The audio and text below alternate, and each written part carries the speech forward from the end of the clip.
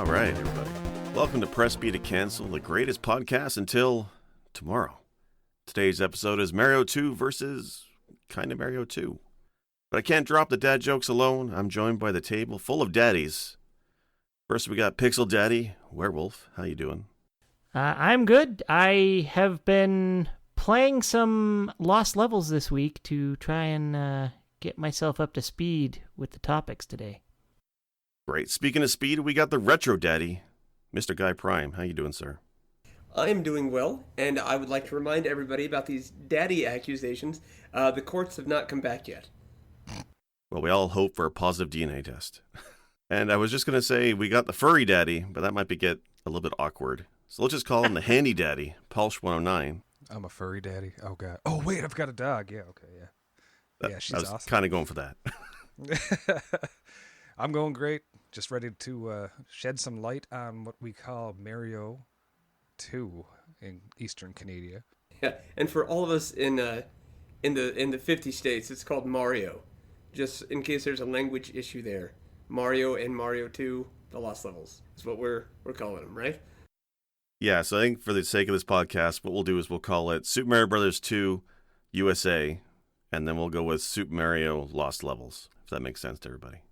Because the topic is a little confusing when we compare the two Marios. I mean, obviously the one that we have in North America and Europe is different in Japan, and we're going to touch on that. I guess we're going to start with in the beginning. There is shadow and light. No, I'm kidding. In the shadow of the 1983 video game crash, post-Atari, Nintendo's original Super Mario Bros. Back in 1985 sold millions of copies and Famicom systems for the company. It was the start of one of the most beloved franchises, but like a number of classic series, our Ginger Plumber had a bastard child. Or some might say two bastard children. Or brats. I don't know. Anyway, Nintendo was keen on creating a swift sequel to its blockbuster hit, and within only 9 months, they created, on June of 1986, Super Mario Bros. 2 in Japan. Of course, these days, what most know as Super Mario Bros. 2 outside Japan is quite different. It's a bit of a forgotten piece of history. It wasn't really until the early 90s in North America and Europe that us gamers got to experience a difficult, unfair, unforgiving game, part of the Super Mario All-Stars collection released on the Super Nintendo. Titled Lost Levels, it's since been ported and released as a hidden unlockable game, part of several collections, and various virtual consoles. So when I say Lost Levels, I kind of want to hear you guys' experience of when you first played it and what your impressions of this, we'll call it an interesting game, are. Who wants to start us off? I'll go first just because I probably have the least amount of experience with it, if that's all right. Sure. Yeah, I never even heard of it. I didn't even know until, everybody else did, Super Mario All-Stars. That's my introduction to it, and I don't think it was until about 2 years after that released, and I actually played the game, that I was like, hey, this is kind of like extra levels for the first game. And then somebody told me, you do know that was like the original sequel? No. So that was kind of mind-blowing. And then I went back to it and realized I was terrible at this game, and thankfully somebody made the other one, because it's probably my favorite of the original three. I'm sorry, was that Patrick Warburton who told you that? Going off of your impression, that was pretty good. I don't know, man. We'll go with it. But anyways, right, well, yeah, so I have... sorry, Paul, keep going. Oh, that's cool. Yeah, no, let's keep on going. I didn't have anything. I was just trying to fill the void. It's the void in all our hearts. Wolf, please fill it. Alrighty. Stuff that hole.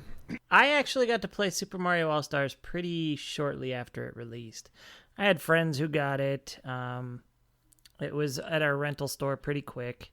So when I first got the chance to play Lost Levels, I was really excited. I was like, hey, this Mario game that never even came to the US. And at the time, I was reading a lot of video game magazines, which reported a lot of times on games that were going to be coming from Japan soon, or games that just didn't make it over for whatever reason. They'd still talk about them and be like, if we're lucky, maybe we'll see this. And that was not one that I'd ever heard of because I wasn't into the magazines that early. But discovering that this was a game that never made it across the Pacific, I was pretty excited. So I was happy to play it, and as soon as I fired it up, I just really didn't like it, and I tried and tried. It was just so brutal. What didn't you like? Just the difficulty, or? You know, I think it had been too long that I was kind of past the original Super Mario Brothers formula for gameplay. Because Mario 2 plays so different, Mario 3 plays so different, Mario World plays so different. Even though 3 and World, you know, are more direct successors than Super Mario Bros. 2 USA was, Lost Levels just felt super janky to me. And it was hard to go back to. And then on top of that, I really wasn't even a fan of the All-Stars renditions of the games. I preferred them on the NES, so that didn't help. That didn't help matters at all. Oh, interesting. I actually really love the All-Stars release myself, but I can appreciate liking the originals better. I think it's safe to say that I far prefer Super Mario Bros. 2 over Lost Levels, and like Pulse 109, it is probably my favorite of the three from the original NES. All right, JP, how about you? What's your first impression of Lost Levels?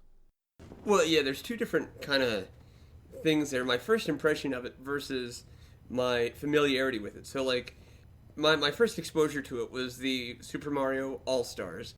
And at the time that came out, I did not know that was the actual original sequel to the first Super Mario. What I had been told by probably a cousin, but I don't remember, was that Lost Levels were stages that were created for the original Super Mario Brothers, but did not, quote-unquote, like, make the cut. They were deemed not fitting enough for the OG release. So that was my understanding of what the Lost Levels were. So back then, I turned it on, tried it. I think I got as far as the first poison mushroom that kills you, and said, well, now I have trust issues. I'm not going to play this fucking game. So I legitimately just never made it past probably 1-1 or 1-2 on that basis. Now, the second part of that, my familiarity with the game really kicked up way back about a week and a half ago when we got the assignment on doing this show. And I like Wolf said, I gave it my best. And I wanted to get into it. But this will fall for me under the category of games I prefer to watch other people play. I found the game enjoyable so long as I was not the one playing it. I don't mind watching other people do it. I actually find it pretty enjoyable then. Yeah, I want to say I got hit by the same damn poison mushroom in the first 20 seconds of the game and died. And that was my first impression of this game. But when it comes to difficulty, I mean, there is some history to that when it comes to Lost Levels. Of course, the original Super Mario Brothers was the brainchild of Shigeru Miyamoto, and I butchered that name. But he's like the father of Mario. He was the director-producer of the original. But there was a member of his team, I'm going to try and say this right, Takahashi Tezuka, a designer on the game, and is his partner. When it came to Lost Levels, Miyamoto was actually busy with making The Legend of Zelda for the NES. So he kind of had his plate full. So instead, he kind of took a back seat and became a level designer, whereas Tezuka took over as director of the game. And he kind of had his own unique style on the level design. Miyamoto consulted, of course, but it was basically Tezuka who did all the level design and his team. And that's why there's a bit of a different style on Lost Levels. The other part of it was that at the time, Nintendo was kind of worried that, Japanese gamers had mastered the original Mario Brothers. They might be bored with it. And that if they're going to bring out something new, a sequel, it had to be next level, right? Players were familiar with the mechanics. They had to do something unique, something a little bit more challenging. The game itself was even marketed to be difficult, right? It showed a commercial of kids playing this game frustrated and yelling at their TV screen. The box art, when you translate it, had the term for super players only on the box. So right from the get-go, this was a game for those who mastered the original in Japan, and Nintendo knew what they were doing. They marketed it as a difficult, hard game, right? I wish I saw that warning. Unfortunately, it was lost in translation for us. But I mean, we're talking about a game that features level warps, reverse level warps, the poison mushrooms, wind, punishing jumps. It's just flat out hard. To me, this game very much came across as the precursor to what is now referred to as Kaizo Mario. But a company like the company that made the game actually made this ridiculously hard rendition of it, and then decided they wanted people's money for it.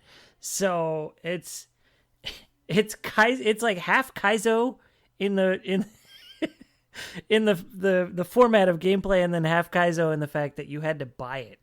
In my mind, you basically had to pay to be punished. And typically, I'm into that sort of thing, but I get you at your point. But the other thing I want to say is, like, if you're out there and you're wondering whether or not you should give the Lost Levels a chance, to me it comes down to, are you one of the people who enjoy, not like Mario Maker, but do you like doing the retro achievements? Do you enjoy going back and playing the same game in a different way? And I think it's the lack of variety between 1 and the Japanese 2 that really turned me off. Part of the thing I love so much about the Mario franchise that North America got was how different 2 was from 1 and 3 was from 2.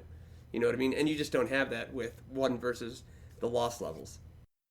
Right. The progression between what we know as Super Mario Bros. 2 and the original is definitely a step above, whereas what the Japanese market got was, honestly, it's almost like an expansion pack to the original Mario. I really feel that same way. The very first level kind of ramps up the difficulty really quick to be on par with what's at the end of the first Mario game.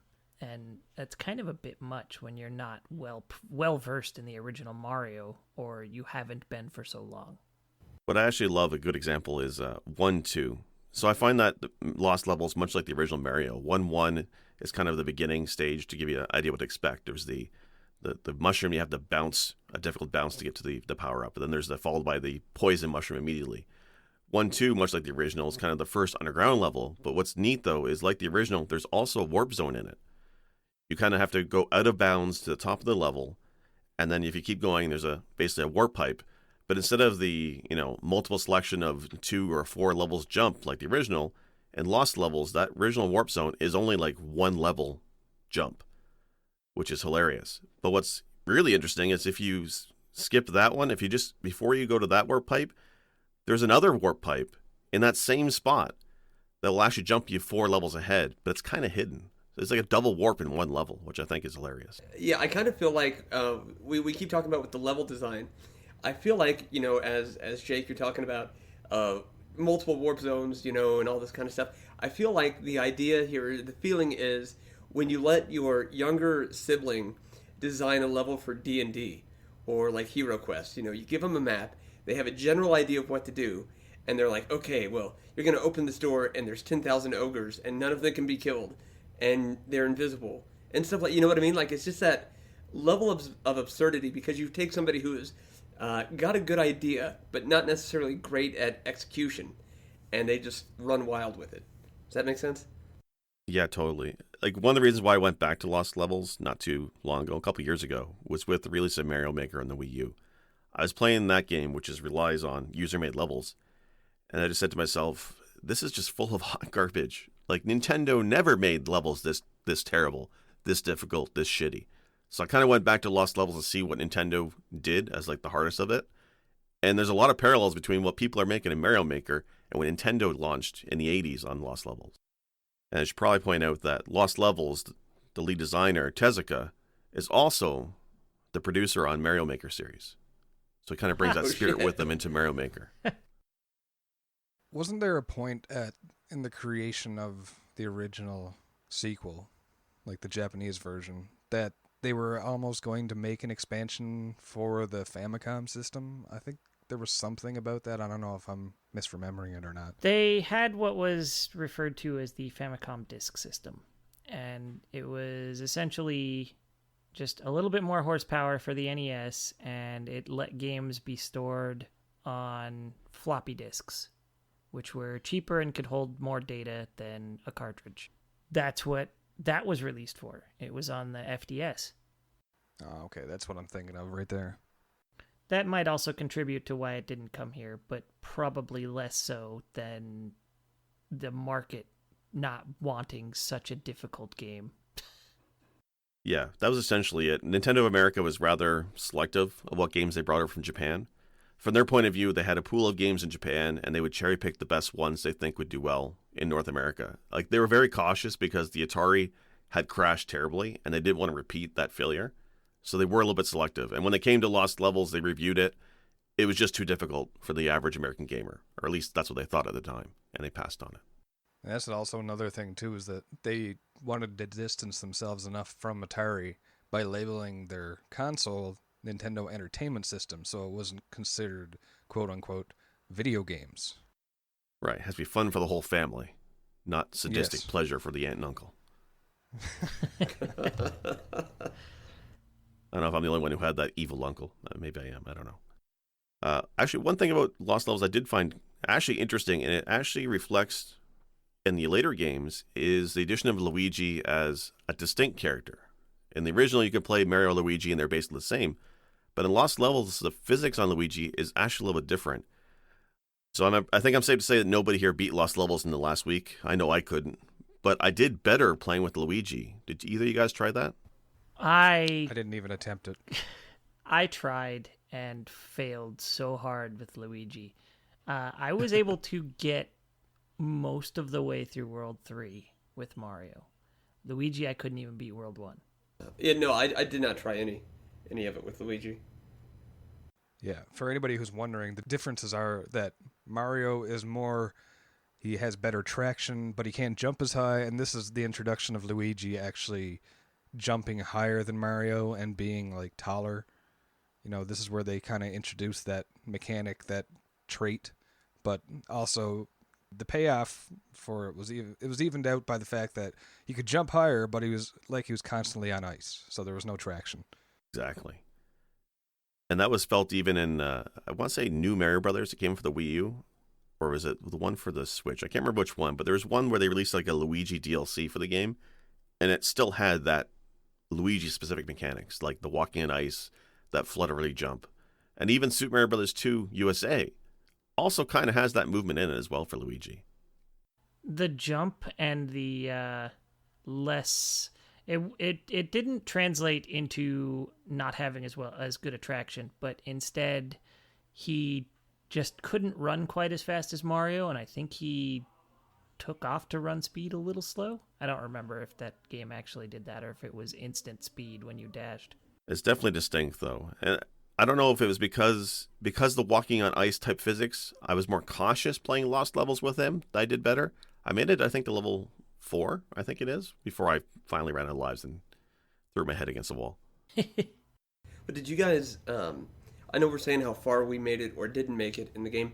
Did you guys go back and watch anybody do, like, warpless runs of that game? Are you familiar with the later levels? Oh, absolutely. I watched speed runs, and I was thoroughly embarrassed how well people do in that game. Yeah, like, and honestly, starting around, like, 4-3 all the way up until about 6-2, there is some aspect of each stage that is, to me, like, jaw-dropping, I guess is really where I should have stopped with that. But it's just so balls to the wall. Like, they adequately discerned, no, this is too hard for people. And it's, to me, because of the middle part of that game. The opener and the closer, very doable, but the middle part of that game is really where it looks so insanely tough.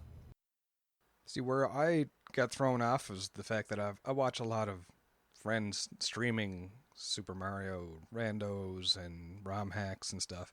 And when I saw one of my friends actually playing the Lost Levels and struggling, and seriously struggling, I was like, okay, I feel a whole lot better about myself now because, you know, I gave up early in it and I, you know, probably for the best because there's no way I would have beaten it when I saw my friend struggling at it, and he's probably one of the best players I've seen at it. Right, yeah, it goes beyond the NES difficulty to this whole other level of this doesn't even seem fun now. Yeah, even in the first few levels, there was a point where you're on the ground and there's a pipe platform at the top of the screen. You have to find the invisible block, and then you have to manage to get enough run speed to jump up there and time your jump right so that you can jump backwards or something, because most of the time you're not going to get it forwards. And then you still have to have the momentum to jump way up to the pipe, because if you slow down, you won't have the speed. And you have to do all that to time with not getting hurt by the piranha plant coming in and out of the pipe. It's just ruthless. What's great too is that this has red piranha plants, which the classic green piranha plant, most people know if you stand next to the pipe, it will not pop out. But the red ones ignore that and still move back and forth. Just like in real life. GP, if your plants are moving back and forth, you got a whole other problem. Yeah. Lost Levels, way too much of a documentary for me. Hit too close to home. All right. Anybody else have any comments on Lost Levels? Or should I switch to the next game? Fuck you, Lost Levels. That's my final Yeah, comment. I was gonna. I refrained from saying that, but I wholeheartedly agree with GP. All right. It's not as personal for me. It's been so long since I actually played it that it doesn't really matter to me now because I'm never putting myself through that. So, yeah, let's talk about Doki Doki Panic. So we know that Nintendo's selective when they brought games over. So Lost Levels was a no-go. That was rejected. So what Nintendo had to do is they had to go back into their catalog a little bit of past releases. And there was one game that was released in 1987 called Doki Doki Panic, like Pulse mentioned. Now, most of the people already know the story already. It's not really a secret. But basically, it was originally pitched as a prototype for a potential Mario game, but Miyamoto kind of rejected it. It wasn't good enough for his standards. But instead, it got reused, thrown together, and released alongside of an event, almost like a trade show for Japan's Fuji Television. It's basically an event where they would show off their new TV shows and technology. The event was called, I'm going to butcher this too, Yumi Kojo, I think it is. And its mascot and level themes were all after Arabian legends. And that's what the game kind of followed suit with. Doki Doki Panic was notable. It had 4 selectable characters, all different. Addition of vertical scrolling levels, which Mario Brothers couldn't do before. Had a more interactable environment, basically ensuring that children across Japan would throw their turnips and vegetables at all the enemies of the dinner table.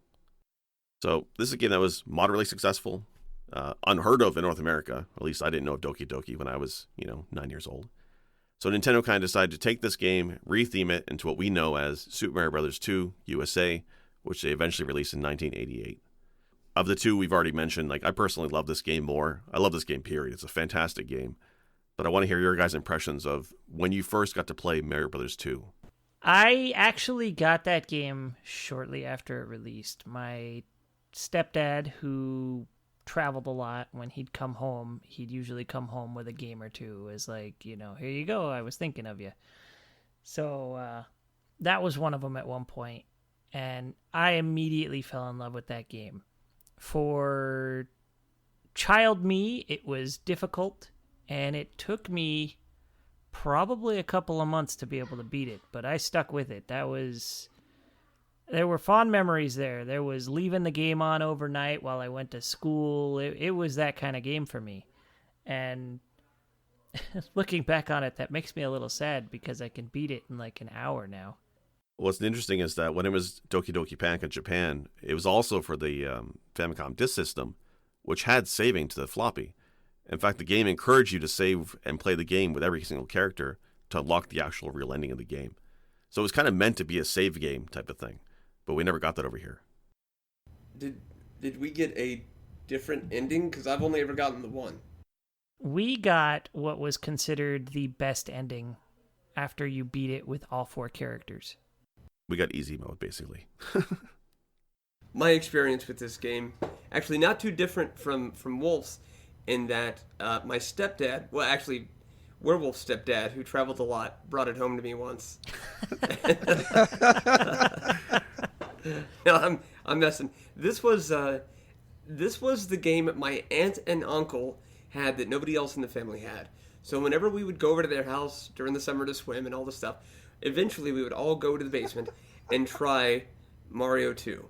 And I'm pretty sure of the original 3, this is the one I had beaten last. So as much as I enjoyed the gameplay and the music, I think the music is really also an MVP of this game. By the time I beat it, I was old enough to realize I did not like endings that were, it was all a dream. That was one thing I really kind of mega loathed about Mario 2. Excuse me, and it wasn't until much, much later that I grew to appreciate it, and I'll talk about that here in a bit. But I loved the game for how absurd it was, how different it was, and the music. And it was so bright and colorful. But I never liked the dream sequence ending. Yeah, that kind of threw me off too because it just felt like, we got ripped. See, I make no false claims. I'm an oddball in a lot of ways, and for me, at least at the time, the dream sequence ending did not ruin the game for me. I didn't mind at all. I thought it was kind of neat. I mean, these days when it's a dream sequence ending, it's like, screw it, you guys copped out. But I was what, 7, 8 years old, if that. You know what? I think you're talking just like me now because I don't remember getting offended by it as a kid. I think it's just looking back as an adult.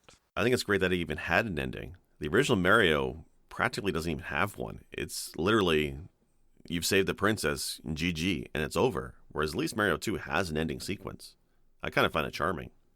But to me, the redemption for the dream sequence ending comes from Yoshi's Island. Because, you have these characters, like these bad guys and all this stuff, that you don't really ever encounter again in the main series until you get to Yoshi's Island. And you realize, going back to the ending, at least this is my take on it, the dream ending, it's a dream because he's reliving these, like, fuzzy, repressed memories from that one time when he was an infant, and there were Shy Guys and Snippets and all of those things.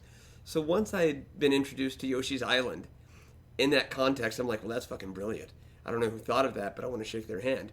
So I'm less hypercritical about that now. But when I was younger, I've just never, like I said, never been a fan of, it was all a dream. Never liked that. Now that you mention that, I do kind of wonder if that was intended as a way to sort of reintroduce those characters from Mario 2 and validate them. Just with the Mario Brothers 2 characters, like the Shy Guys, the guys with the masks, Birdo, Nintendo will reuse those characters in some games like Mario Kart and Mario Tennis. But when it comes to like the mainline Mario games, I don't think any of those characters from the American Mario 2 ever reappeared in Odyssey or Galaxy, if I'm not wrong. So it's kind of wondering how much Nintendo Japan actually likes those characters. Well, they also put a bunch of them in Super Mario RPG as well. And that's what I was wondering too. Like, which one came out first? RPG, or as in like Legend of the Seven Stars, or Yoshi's Island? It's a good question. I don't know. But also, like, Birdo, regardless of what you think of him or her, is a hell of a golfer. It's a she now, by the way. Is it? Okay. Originally, I had to look this up one time because I remember reading in the manual saying Birdo is a boy who thinks he's a girl. And I thought that was hilarious because, it's, you don't know. And it's like, this anthropomorphic lizard kind of dinosaur, but precursor to Yoshi. And I just remember looking that up after because I was talking about it and looked it up. So originally it was boy that thought it was a girl. And then at some point they just changed it and said, no, Birdo's a girl, flat out. If it was supposed to be male, where'd the eggs come from? Yeah. I don't know. That is a good question. Seahorses. Man, the males give birth in seahorses, so.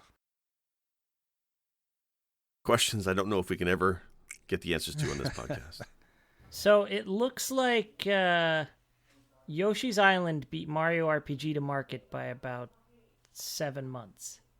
Oh, interesting. Okay. Plus, also, Mario RPG was done by, it was Square, right, at the time? Yeah. So totally different teams and companies, actually. Yeah.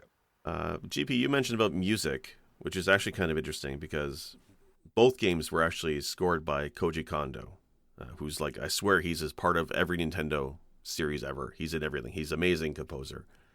I know his name only because he's also done some 8-bit style tunes for Mario Maker, which released recently. But what's interesting is that Lost Levels actually has no new tracks. It's entirely the original soundtrack from the first Mario Brothers game. Whereas Mario Brothers 2 USA, of course, has everything brand new. It's all iconic. And that's another reason why I think I was thrown away from Lost Levels is that it felt like an expansion, like Werewolf said earlier, to the original because they had the same music and sound effects. They had new mechanics, and the difficulty, of course, was ramped up to an extreme amount, but Otherwise, it felt like I was playing the same game, and I was not like out of that. Like the difference between me liking 2 versus 3 was kind of reasonable, but the difference between liking either one of those and the first one was miles apart. Yeah, I think it would have been a very different experience had we actually been able to play the game on the NES after the original Super Mario Brothers. I think it might have been a commercial flop in North America, but it also might have actually had fuzzy feelings for some people, you know? I mean, there's that quick turnaround as well. I mean, 9 months to get a sequel to Mario Brothers would have been interesting in our market. Especially back in the 80s. I do think the market probably was not prepared for such a game between, you know, how recent the video game crash was and how new the Nintendo Entertainment System was, and that Nintendo was still trying to go, hey, this is a family fun toy. This isn't video games. And I think Lost Levels probably would have pushed that a little too far. Yeah, I mean, I don't want to dump on Lost Levels too much, but I mean, it really does feel like an expansion pack to the original game. Like, even the graphics are largely the same, but where it does kind of excel is it does take a lot of the original elements that we know as Mario and kind of repurpose them. Like we mentioned, the red piranha plants. There's also the bloopers, that squid-like enemy from underwater levels. Lost Levels has that actually in above ground levels, which is interesting. Yeah, they fly. Yeah, they totally fly in their assholes. That's terrifying. I saw that, and I wanted nothing to do with it. I hate them underwater. Now they can follow me around while I'm just taking a walk. They just never let go. That's the stuff nightmares are made of. I don't care what anybody says. But what I really found interesting was one of the levels is toward the end of the game. I can't remember the world, unfortunately. But the one level ends by taking a beanstalk up into the clouds, and the next stage is entirely in the clouds. And this is all in Lost Levels.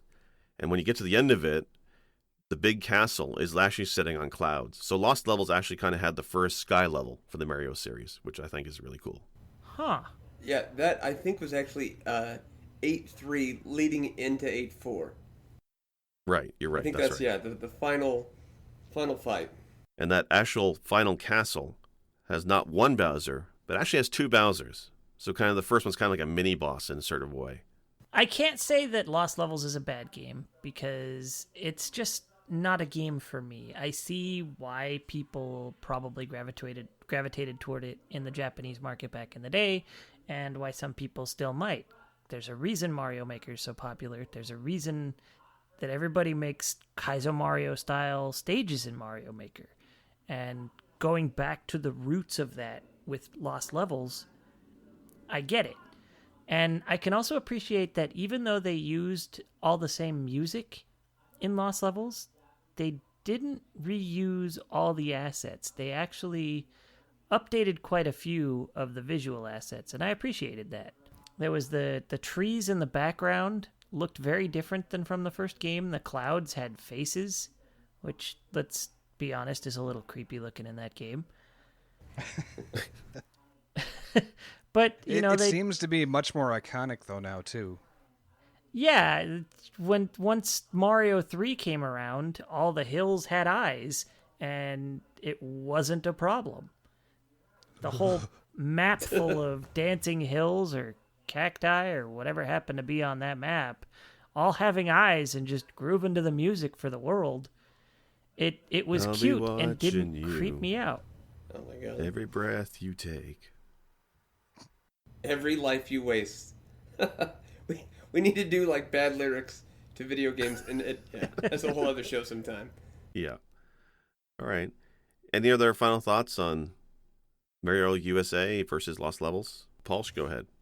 Yeah, I think for me, it's, like I said, it's my favorite, and it's probably because it's the one I got to play the least. I was a kid, I didn't have access to buying games or anything. Like, I could rent them. I remember you weren't able to rent 2 or 3 at the local video game store where I was.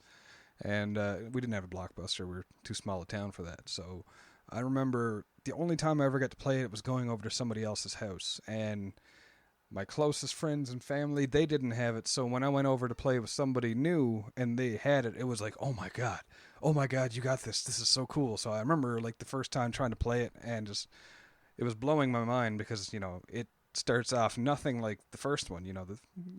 The first level you're falling out of the sky and the screen keeps on going down, so it's vertical first of all, and so I was just like wow, and then you pick up plants and potions and coins. The mushroom gives you more health.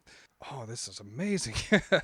And so I had very limited access to that, so I think that's part of the reason why I held it in such high regards as a kid, because I didn't get to play it as much. So when I did get to play it, I was extra excited. And with when the 3 came around, I remember every second person had that. So as great as it is, I love that game. It's still just, I didn't have as much exposure to the second, so it just became almost like the Holy Grail.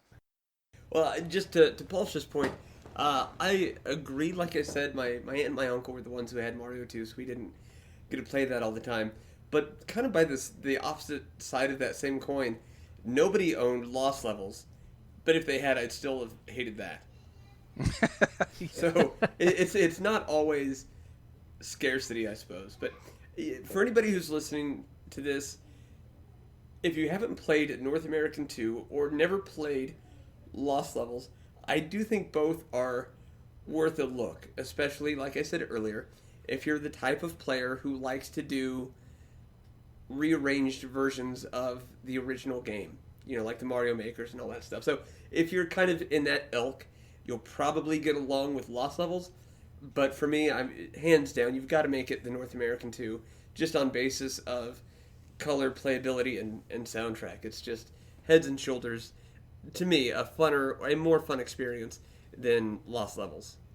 Oh, and to that regard as well, I recently played through Super Mario Brothers 2 4 times, once as each character only.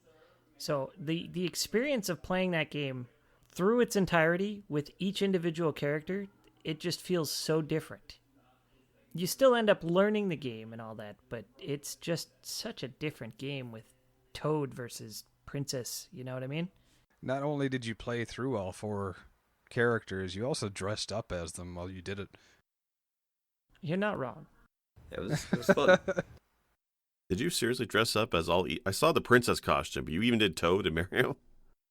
No, since I didn't do Toad and I didn't have Princess Peach, I went all in as Princess Daisy because that I did have. You're a brave, brave man. And a pretty, pretty lady. I think that covers it, unless somebody else has anything else to say.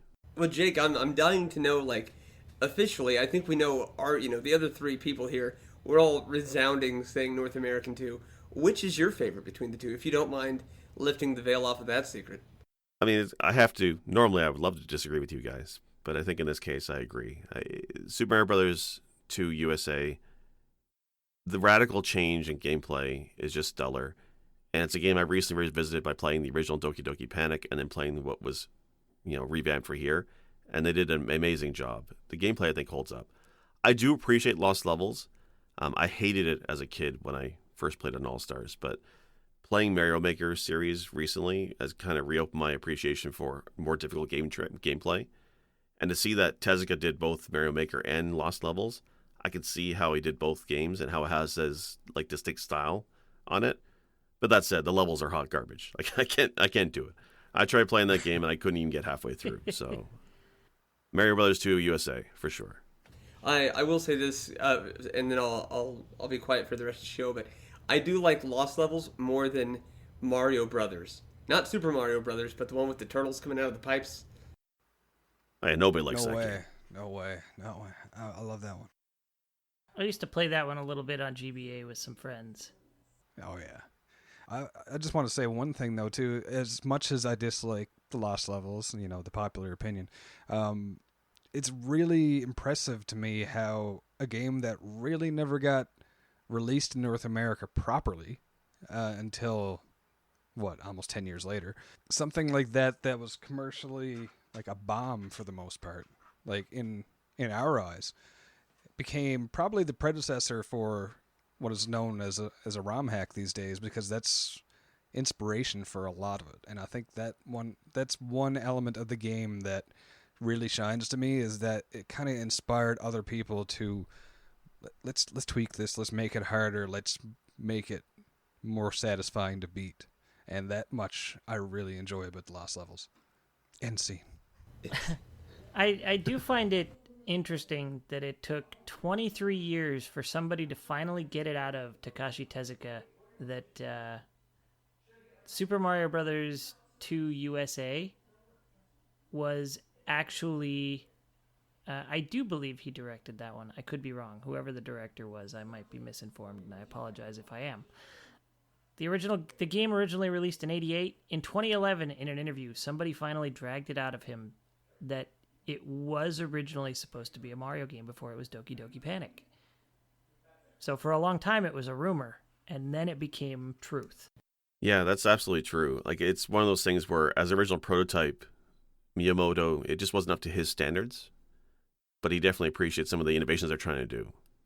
Yeah, it was a prototype for an idea to make a more vertical Super Mario Brothers game. And it did, and it didn't achieve that goal, I guess. I think that's some of my favorite levels, though, are the digging ones. Yeah, what an interesting mechanic to give all four players different speeds and stuff like that, not just for running, but for digging and climbing. I loved it. It's brilliant. Also, the panning from one side of the screen to the other in a platformer like that. Yeah. And it's not like it was something new. They did it in Kid Icarus and things like that, but Kid Icarus played so differently.